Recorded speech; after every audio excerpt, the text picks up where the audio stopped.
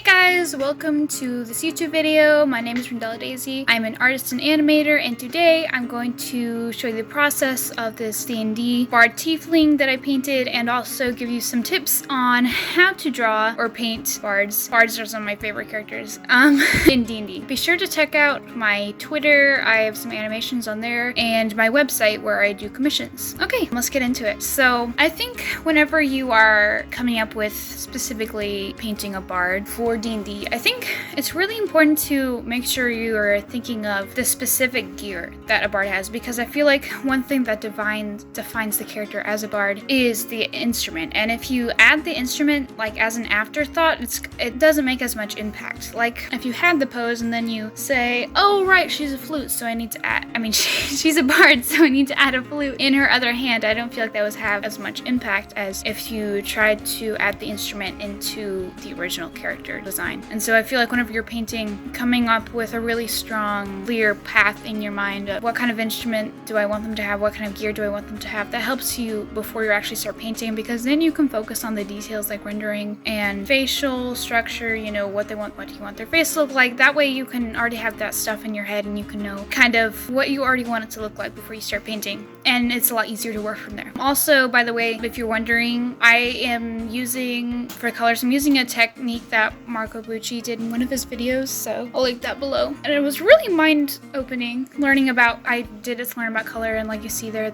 I just turned off the color layer and that turned on the colors. So I learned a lot from this piece with using that. I think one thing I learned from this is whenever you're painting your D&D characters, I was having a hard time trying to figure out how to finish this piece up and how to add a lot of like magic and life to it, I guess, to make it look like magical and cool.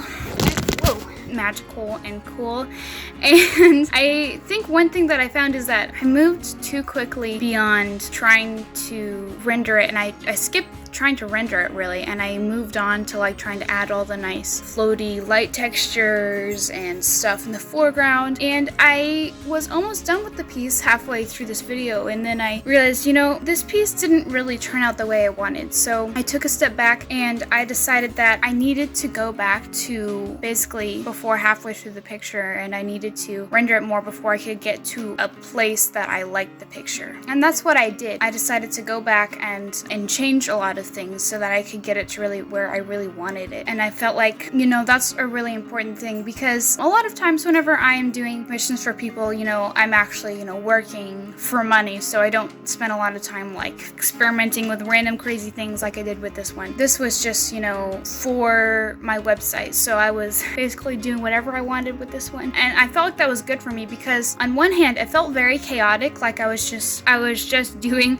whatever came out of my head, but at the same time it was also kind of freeing, because I realized that I was kind of able to just like experiment a lot. And I think also that kind of ties into D&D, because with D&D, sometimes whenever you first create a character, you don't really know what they're going to be like, but you kind of have to experiment with it and like just try different things with the character. Like whenever I started playing a rogue, I basically had no idea what I was doing. I'm still getting used to it, even though that was like several months ago. And so you kind of just have to like play with the character and figure out how you want to roleplay them, how you want to, you know, roleplay their combat. I think that a bard was the first character that I played in D&D. I don't remember. I think it was a bard. No, it was a fighter. It was a fighter. The first character I played was a fighter, and then I played a bard. It was really interesting just thinking about, you know, the first time I played D&D with that fighter. I basically knew nothing about D&D. It wasn't really even D&D. It was kind of like a homebrew thing. You know, whenever you're first starting a character, you have to experiment with it and you have to try different things and think about like, who do I want this character to become, you know? I went back and I got rid of all the grass and I figured out where I wanted the horizon line, because I really wanted the character looking up, and I really like the way that the composition of this picture turned out. I feel like I captured her personality pretty well, because I think for this character I really wanted, you know, I knew I wanted a tiefling and I wanted a bard, but I didn't really have much other than that. Like I was basically just like going off the top of my head and really trying to experiment with color and stuff. But once I went back to grayscale so I could just focus on the values, and I took time to render it more, I feel like it really helped the picture in the end because it made it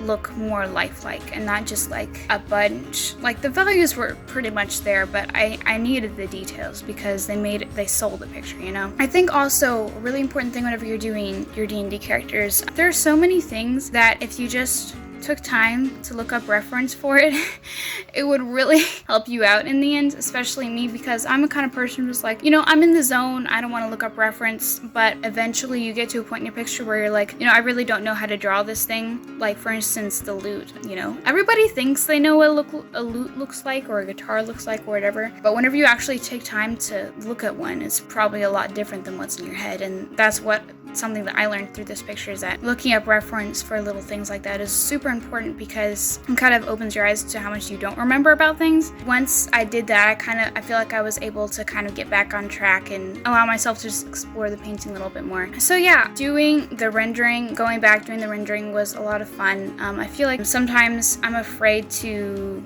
try different things. I'm just like, you know, this is the picture where it is right now. I need to just make sure I finish it. But I'm glad that I went back and I decided to basically completely rework this picture. And I think that this would be a really fun character to play in D&D.